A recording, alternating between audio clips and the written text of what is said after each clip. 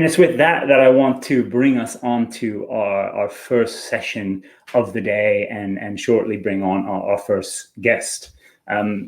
Few car makers embody strategic logistics quite like Toyota.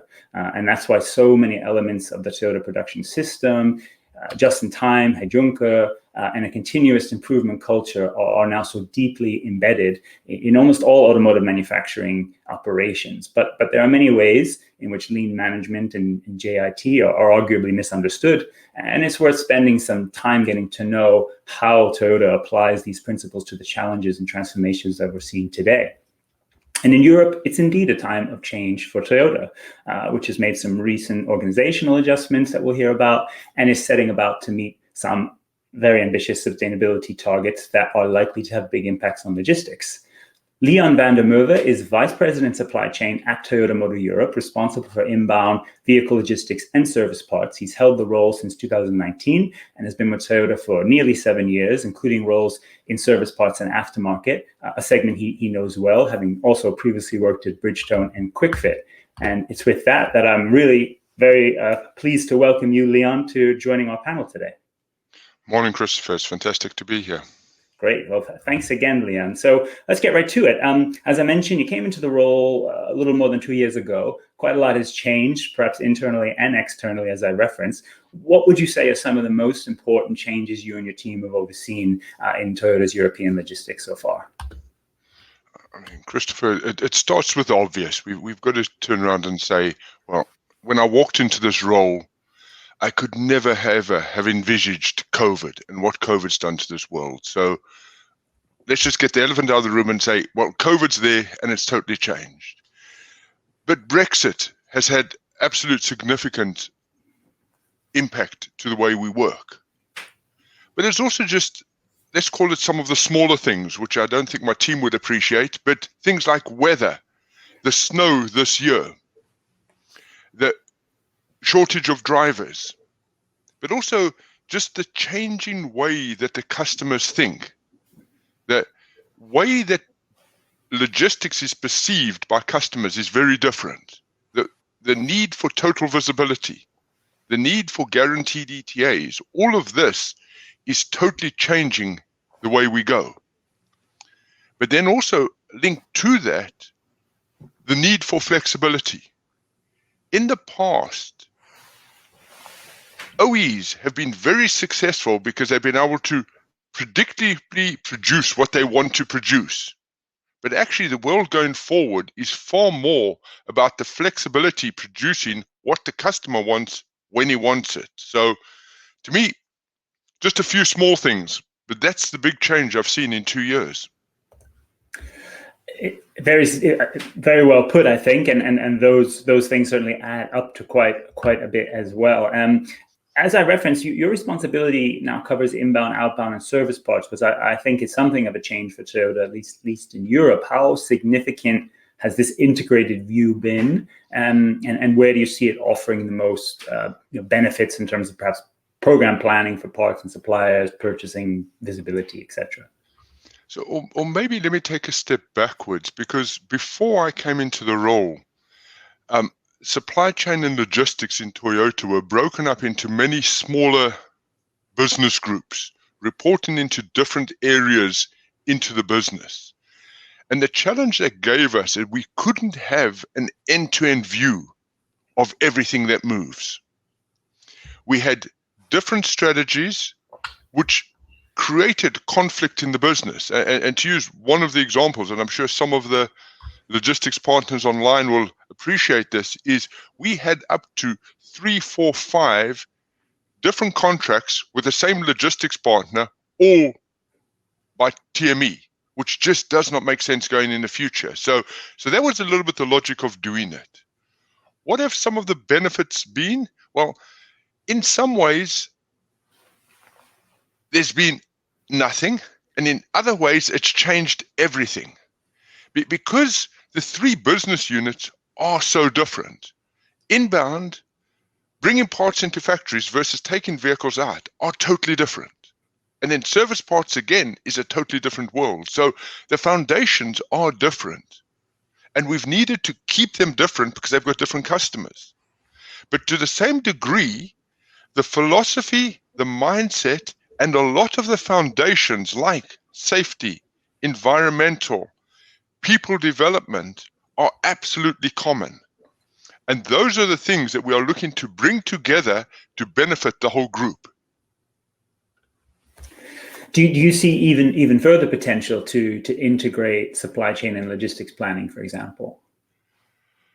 Still an open one.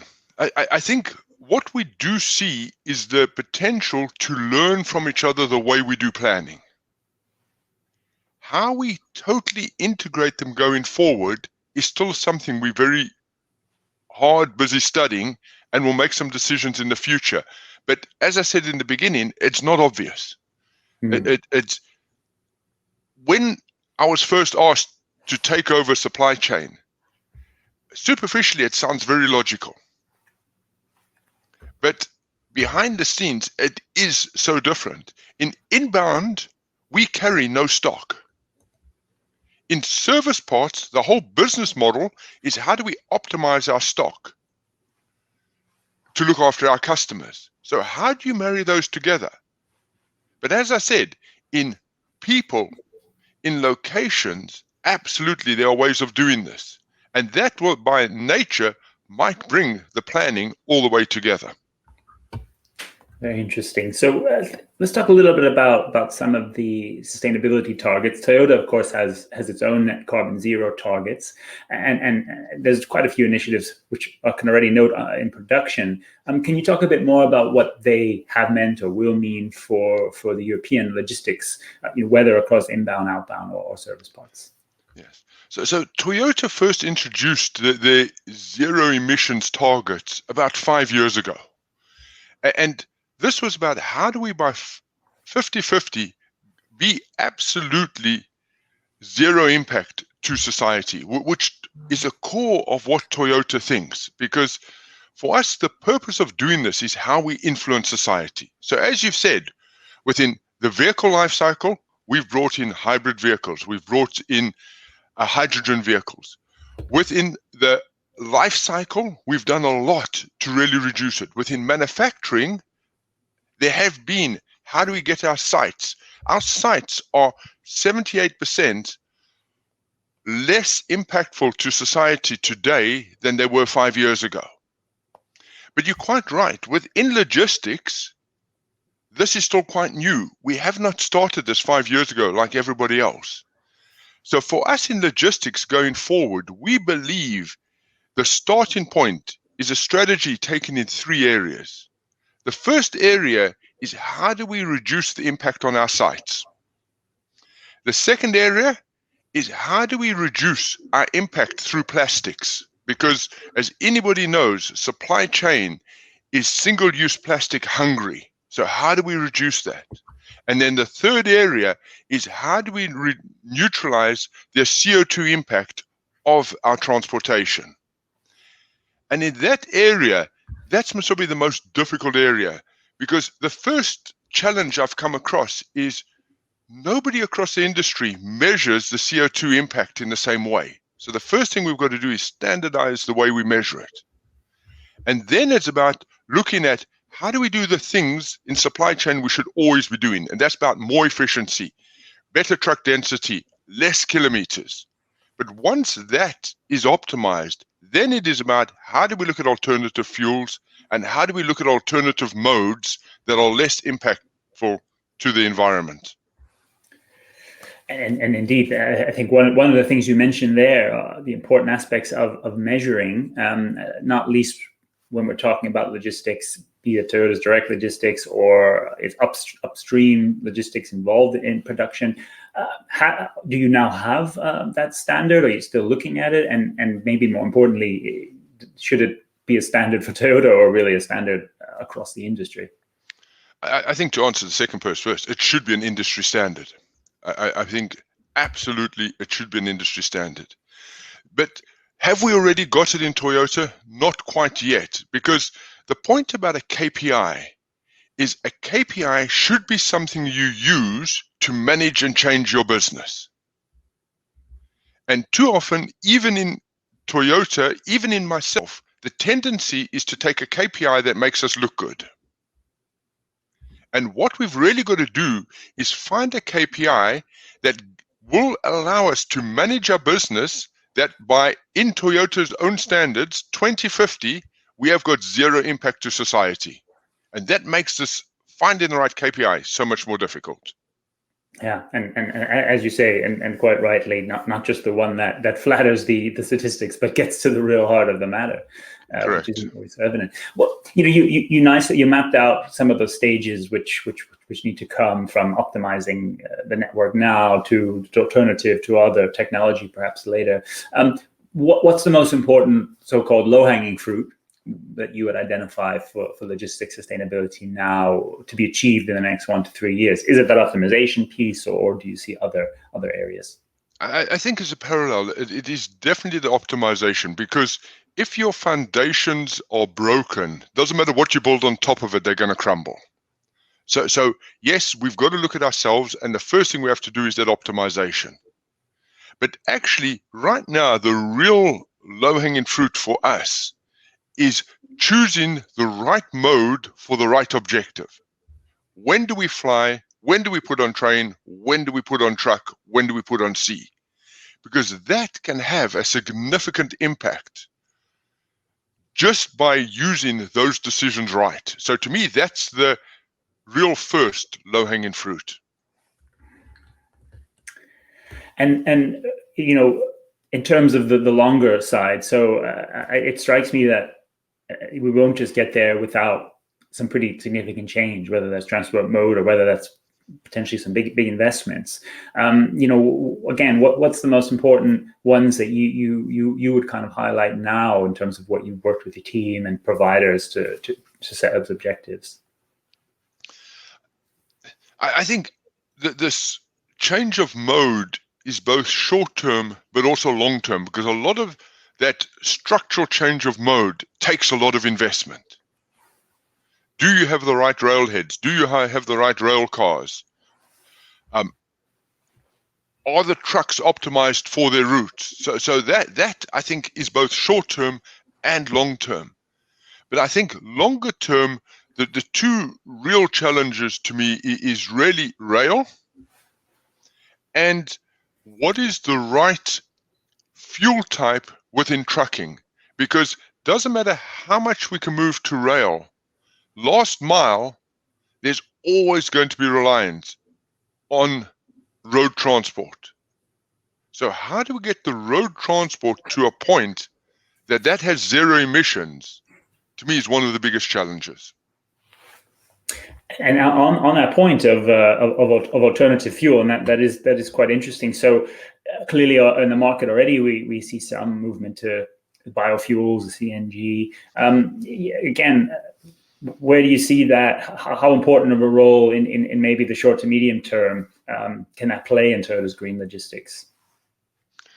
So again, I don't yet have a clear picture, but what I do know is Toyota, along with everybody else in the industry, has to start experimenting this, because the big challenge, whether we look biofuels, but maybe lesser biofuels, but if we look CNG, LNG, whether we look hydrogen, the big challenge is the infrastructure. And until we as the industry start investing and using some of these alternative fuels, the governments and the rest of the support industry is not going to start moving in that direction. So that to me is the big question that I don't have an answer on, but that we have to answer in the next few years. Because if we're going to move to hydrogen, that means across Europe, we've got to have hydrogen stations, we've got to make sure it works, and that is nowhere near ready to happen at the moment, either in strategy or even in concept.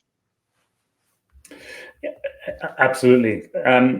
Let's talk a little. I mentioned just in time, and I'm going to come back to that in a few different ways in this discussion this morning. But can we talk about TPS and just in time in terms of the sustainable supply chain strategy? I sort of see it on the one hand, eliminating waste is obviously at the core of TPS and just in time. On the other hand, Hydrugenke and constant flow. Perhaps we can see that leading to to a high reliance on frequent and ongoing truck transport, and that would make obviously what you were just talking about quite important. But do you see TPS and just-in-time, working as core parts of the greener supply chain strategy, or do you see some evolution?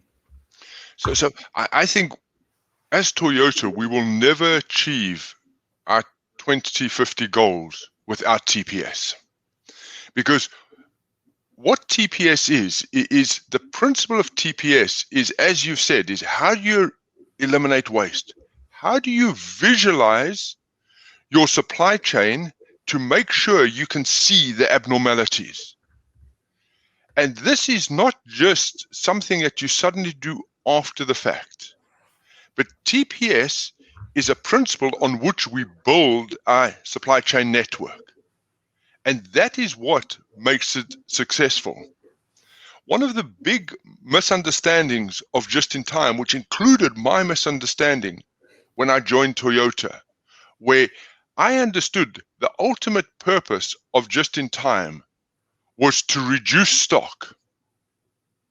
But actually, the ultimate target of just-in-time is to have just the right stock in the right place at the right time, because this allows you to visualize where you're going to have problems and therefore can react quickly to solve those problems. So if I've got too much stock in one area, I will not find out my supplier's got a problem until all of that stock's used up.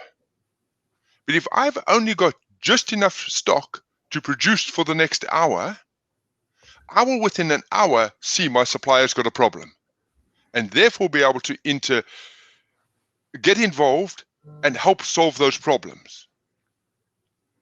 So in essence, that Kanban, that classic Kanban is helping to ensure that sustainable process in a way. Absolutely, yes. Because what Kanban starts with is it's a pull system that starts with the customer.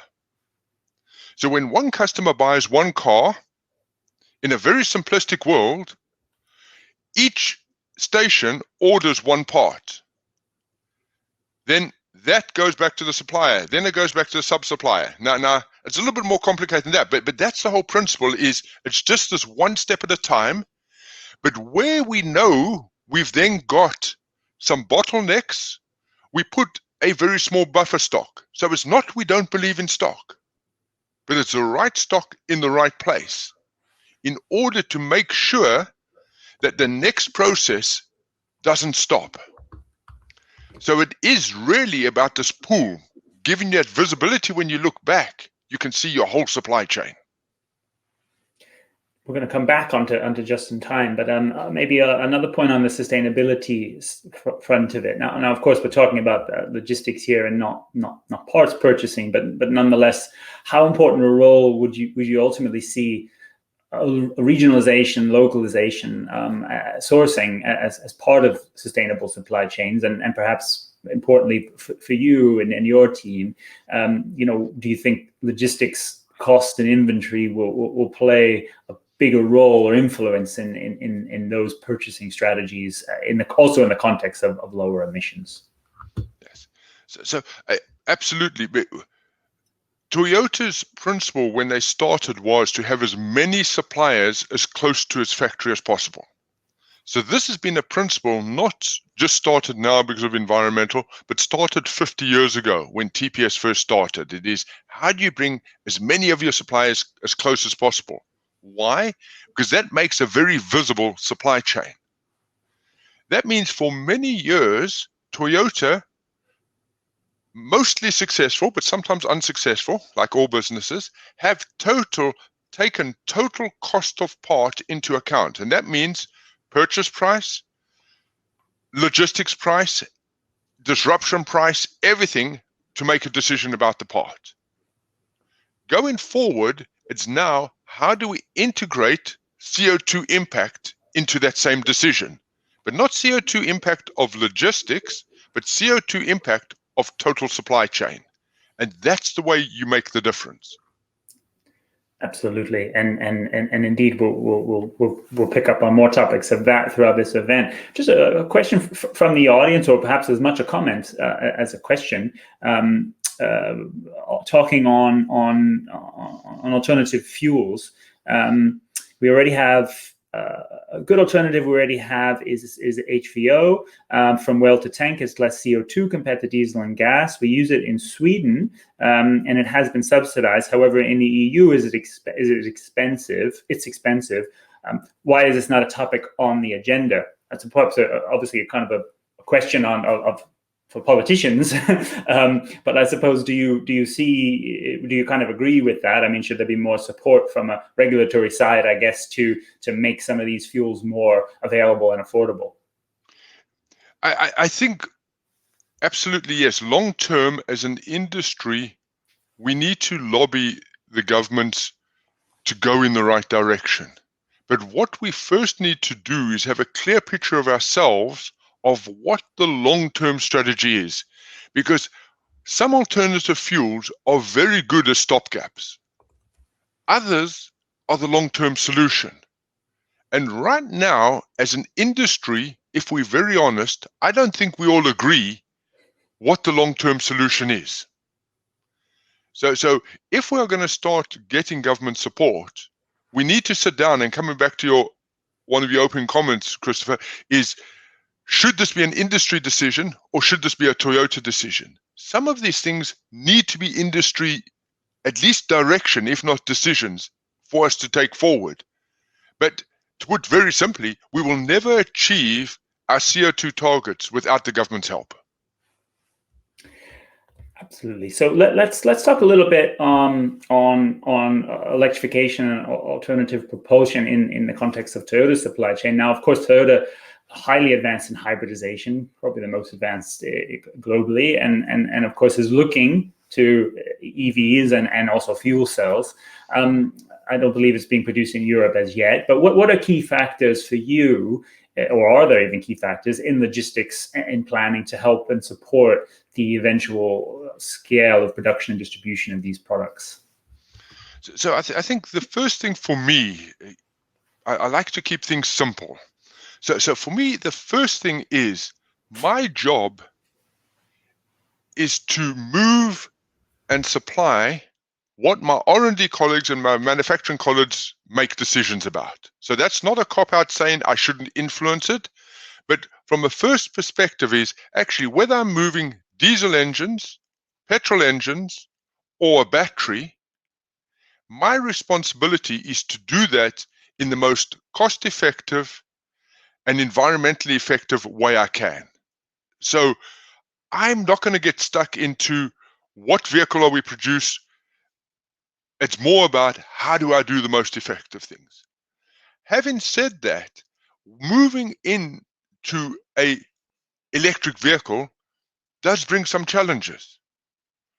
Moving batteries is extremely different to moving engines. So I can say, yes, they're both heavy, they're both big, but actually you can't substitute one for the other. So we do need to sit down and really look at what is the right way to do it. We do need to sit down and start having the discussion. Are we making the batteries and then transporting them? Or are we transporting components? And these are all discussions that will, not just for the first vehicle, but for the next 20 years will keep on happening. So really it's about making sure my biggest responsibility is to make sure that the decision makers in R&D and manufacturing understand the impact of their decisions on supply chain, both cost and environmentally.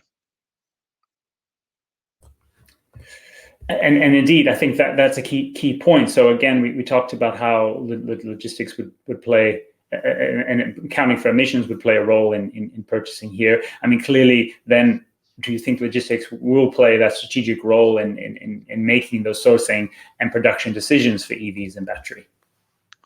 Yeah, yes, I don't think we're going to lead it in Toyota, but we will be very much the key player across all the areas. And again, back to one of your early questions, Christopher, what was the benefit of bringing the three sides of logistics together? That's one of the big benefits, is it makes us a significant organization that the rest of the organization needs to sit up and listen to. We're not coming with a whole lot of different voices to these tables.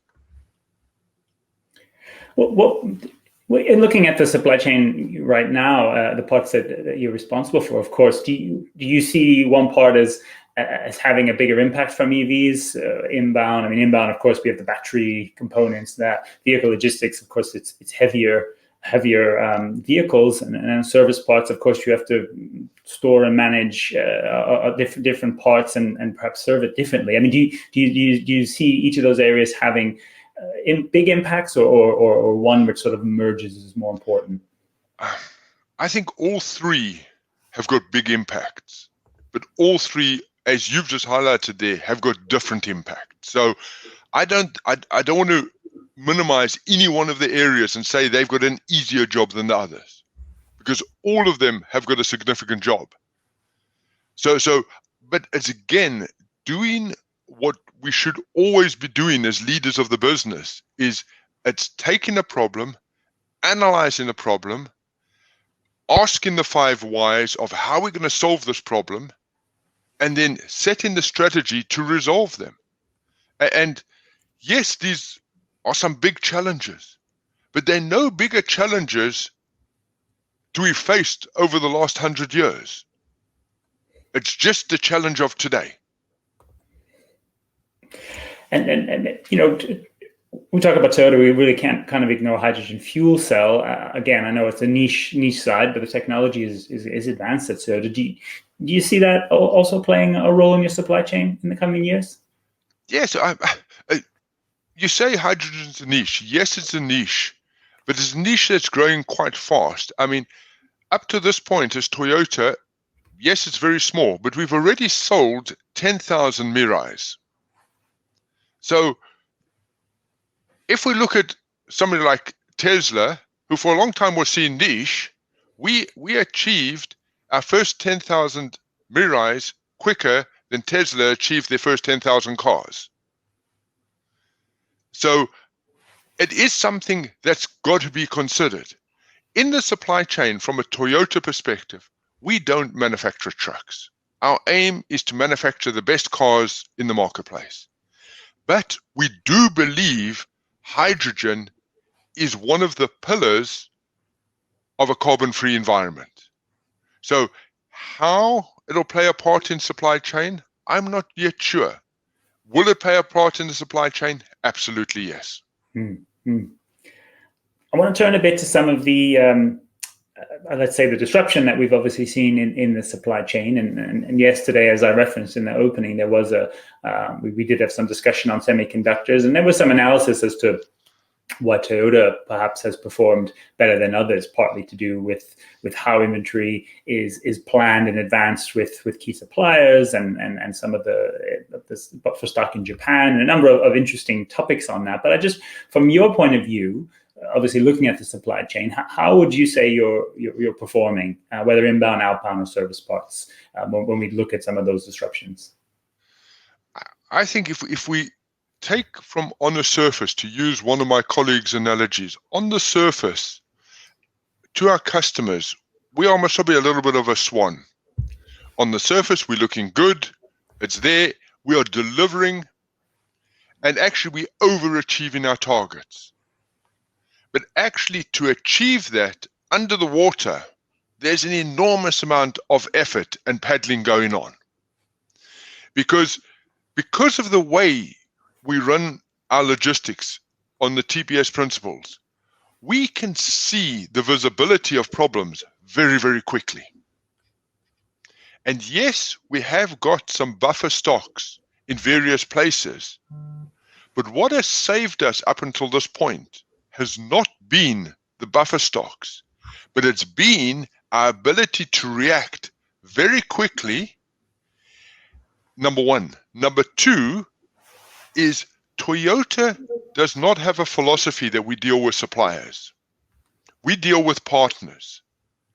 And again, as part of TPS, that means every one of our partners, on a continuous basis, we support them from a production perspective of how they run their plants and how to optimize their plants. And because of this relationship, we have had visibility of our supply chain beyond most other suppliers, but also visibility of where the problems are and how we can support those problems to be fixed, not just demand more parts.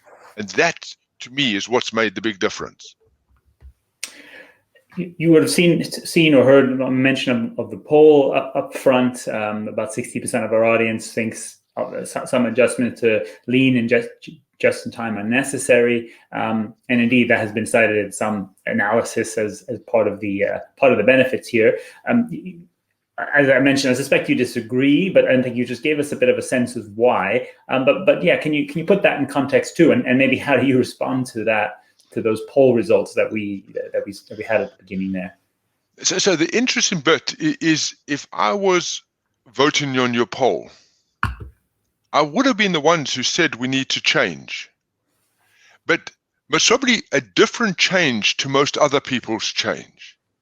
To me, it's not we've got to change away from just in time, but what we've got to do is bring our just in time up to date to the current scenario, make sure our visibility is deeper beyond the tier 1s and tier 2s, but also to make sure that our support structure for our suppliers is far stronger. So to me, those are the changes I would bring, but it's not a change away from just in time, it's a change to modernize and strengthen just in time.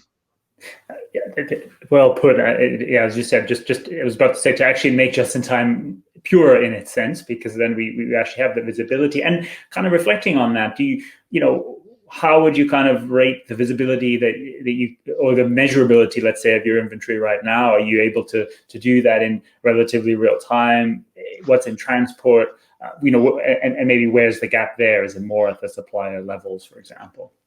So again, if we look at our three different areas, for inbound, I think our visibility of where I would like it to be is probably 70%. But as I put in my analogy earlier, sometimes to have that 70% visibility is hard work. So we need to find ways to make that easier. For our outbound, our finished vehicle logistics, actually our visibility is very high. But what we lack there is the link to upcoming problems and the impact that has on our visibility. So we can see at any point where every car is, but actually what we struggle with is to see the problems from the inbound, how it impacts the outbound. So I think there's a comment from our audience, which perhaps more of a comment than a question, but I think it aligns well with what you're saying. And the comment is, from my point of view, it's already very difficult to have the right materials in the right place at the right time. The effort to achieve this today is high and costs too much. This is only possible with a joint process monitoring in a hybrid IT with uniform control. So whether the exact process is one, but obviously, I guess the indication there is that we can, with the right IT and visibility, we might be able to come closer to this just-in-time vision.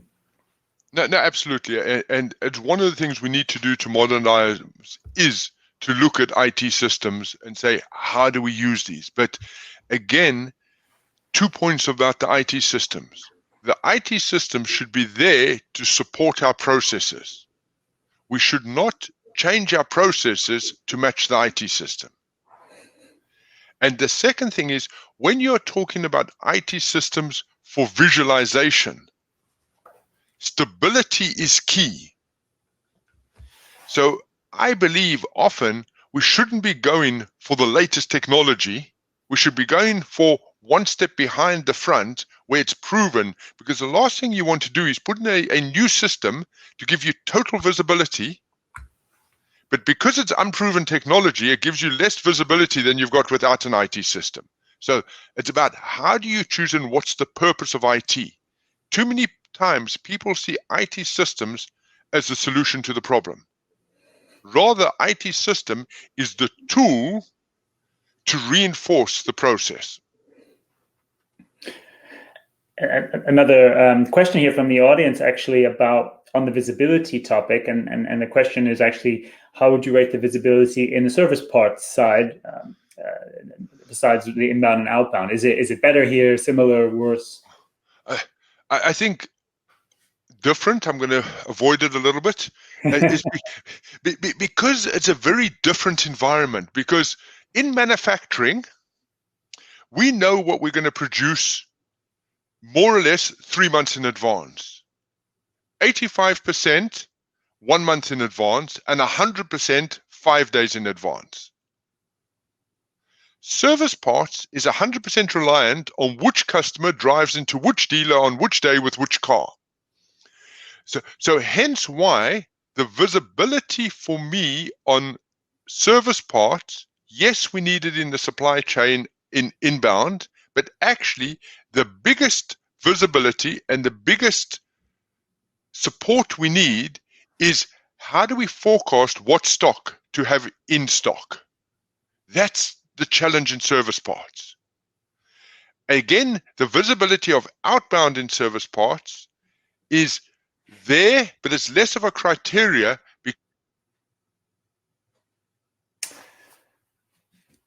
Oh, I think we have a moment. Oh, there you're back. I think you're back now, Leon. Can you hear us? Oh, we've got just a slight connection. Hi, you can hear me? Can hear you now. You're back. You can hear me now. Sorry, yes, don't know what happened there. Sorry about that. So, I was saying about service parts is we've got a predictable 3,300 customers that if all goes well with, we deliver to every day. So we already know what that sort of predictability is. So it's a very different environment in service parts. Yeah, absolutely. So let's talk a few more points on the tools, and I think it's the digital tools. I think it's a very good point about not letting that define the process. Are there tools and systems that Toyota is currently either trialing, using, looking at, which give you some hope and you'd highlight? I know Toyota is cautious usually to overdo it with this kind of stuff, putting its process first. But is there anything you'd highlight? Yes, I mean, from our perspective, absolutely. So the two big areas we're looking at the moment, the first one is service parts. How do we put the right system in place?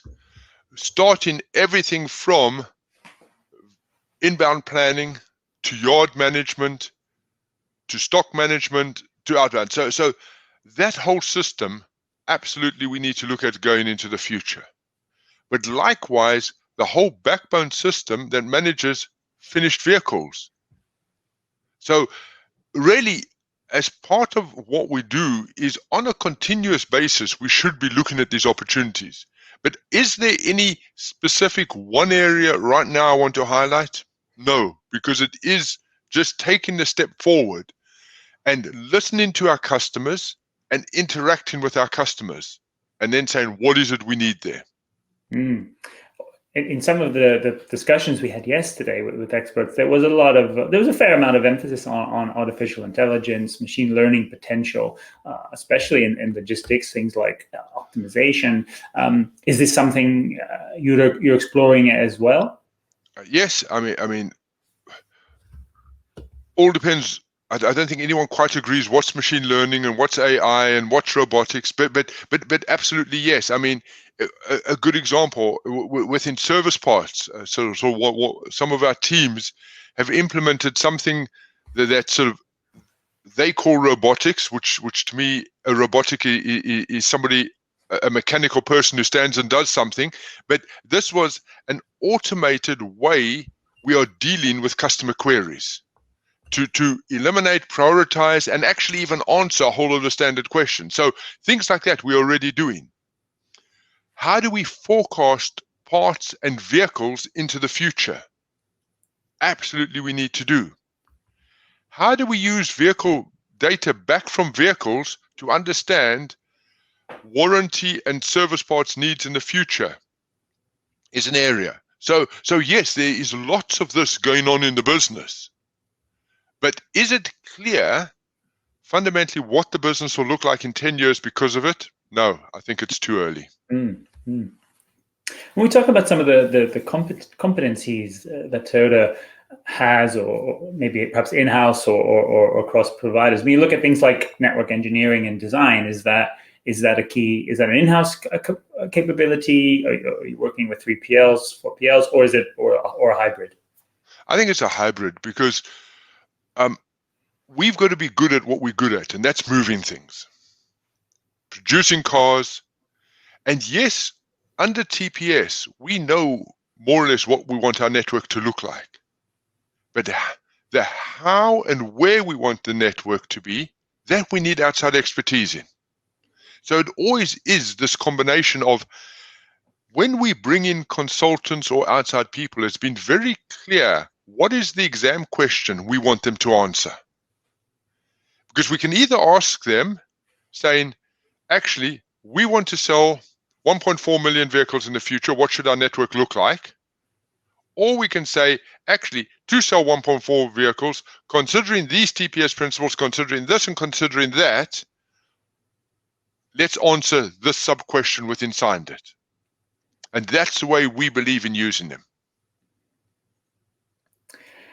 We have a couple of minutes left. I'm going to probably take moderator's prerogative here and extend us by at least by 5 minutes or so. I wanted to talk a little bit about some of the impacts we've seen from COVID, and clearly one of the big ones we've seen in a broader sense is in e-commerce. I mean, that's across obviously the economy. In the vehicle side, we've seen more click and collect, perhaps even some home delivery. If we look at Toyota's vehicle logistics, for example, does that change have an impact? And would a next evolution of that, where there was even more, would you see also impacts on the network from that point of view? So I think first thing, as Toyota, we do believe the e-commerce of selling vehicles is going to increase in the future. Now, is this going to be 100% vehicles online by 2030 or 20% by 2030? No idea. But what we do see is it increasing. But also at Toyota, we believe absolutely that our retailers are a key part of our future. Because when you're buying a product that for most people is most probably half their annual income, this is not just a product you want to buy online, arrive at your house tomorrow morning with no experience, no explanation. Also, the vehicle of the future is becoming more and more complicated. So we believe that, yes, vehicles will be either reserved online or bought online a lot more. We believe there will be a level of home delivery. But we don't see that home delivery necessarily being managed centrally. Right. We believe it will be managed through the retailers, so the person delivering the vehicle can do a handover and say, sir, thank you very much for buying a new car. Let me sit down and do a handover and show how do you use your navigation. What are the safety features on this car? How do you change a tire? Whatever that is we need to do, that customer still needs that knowledge and experience. And a finished vehicle truck driver is not the person to do it because he transports every make of cars. So how can he know a Toyota? So indeed, as you say, this is probably still at the retail level. Perhaps some local logistics there, but not necessarily the industrialized processes we tend to talk about at the centralized level. What about on the service parts side?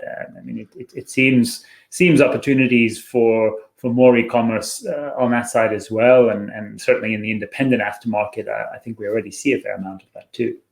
Yeah, I think, again, we've seen, I mean, in my previous life, I've been very involved in setting up e-commerce platforms in doing this. And there will always be a large element of e-commerce within service parts. But if we look overall across Europe at the mix of people DIY fixing their cars and getting their cars fixed. The DIY element is reducing because the cars are becoming far more complicated. So therefore, and this is Leon's view, not Toyota's view, I believe the e-commerce growth will be to the industry rather than to the end user, with the exceptions of things like accessories, changing cars, seat covers, whatever it is, that will continue online. But the core thing to keep your car on the road will happen still for a long, long time through garages. So again, both cases there, the retailer still obviously and the specialist really playing the key role, and to a certain extent, therefore, the supply chain and logistics still geared around that. Appreciate those Leon's views as well, but very interesting to have them. Let's kind of close around some lessons. We had an audience question that wanted to know about if COVID has permanently changed the way you operate in logistics, and perhaps I would maybe ask you just to reflect on any lessons, for logistics or also as the leader in this time. So yes, I think COVID has permanently changed the way we've done things, because I don't think, definitely not in Toyota Europe's history, have we ever had such a turbulent year. We have had to design tools to allow us to stop doing things, where normally our focus is how do we design tools to allow us to start doing things. So that has to have had an impact. The work from home has totally changed. We had a lot of skeptics, maybe myself included, that didn't believe we could do 100% work from home in support staff. That's proven possible. On the other side, it's also, through what I call COVID fatigue, proven the need for people to get back to the office. So yes, I think working from home is going to be a strong part of our future, but I don't think it'll remain at 100% working from home. So we will get, again, this hybrid scenario in it. Decision-making in Toyota has totally changed. We've always spoken about one team. COVID has created one team, because otherwise we would not have survived. We have had cross-functional decision-making advanced to such a level that I think none of us could have comprehended it. That we need to find a way to keep. Personally, yeah. I think for me, I came into logistics as a novice. I've had to learn very, very quickly how to manage crisis and how to empower my members to manage crisis, because there were so many crises, I could not manage them all. And in many cases, the first time I heard about a crisis was when my team told me they had resolved it. And so the changed management style is the bit personally I need to find a way to keep. Yeah. Very important. Liam, we're kind of out of time here, but maybe as a last question in a 30-second kind of simple but question is 2025, we're reprising this conversation. What's the most important thing you hope to have achieved for Toyota's logistics by then? I think that we are self-sustainable, that if ever another COVID comes, we are not taken by surprise like we were this time. Yeah, very important there. Liam, this has been a pleasure. So rich with insight. Our audience, the number of questions and comments coming in testify to that. Thank you so much for taking the time this morning. We really look forward to keeping this discussion going, and thanks again so much. Absolutely. Thank you very much, Christopher, for allowing myself to be here and to share Toyota's views. Thank you very much. My pleasure. My pleasure. And thanks again to everyone for tuning in. This was a great opening and sets the scene for a lot of stuff going on. You can see the sun shining in on my green screen here too. It's also just a bright light of what's to come ahead. We have a really short break, but just in a couple minutes, we'll have a next session on battery supply chain. So don't want to miss that. Grab a quick coffee and tune in. We'll see you there.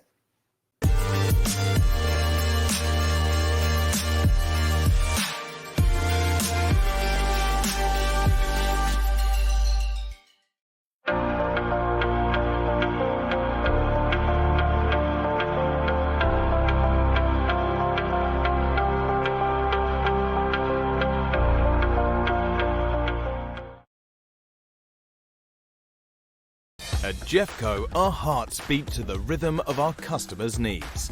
We go the extra mile, unlocking your logistics challenges with our truly global network. At Jeffco, we are partners, unlimited. At Kuehne + Nagel, we are taking action to dramatically lessen our impact by making a bold promise. By 2030, we will be carbon neutral. As a leading global logistics provider, we have a responsibility to protect the planet we all depend on. Join us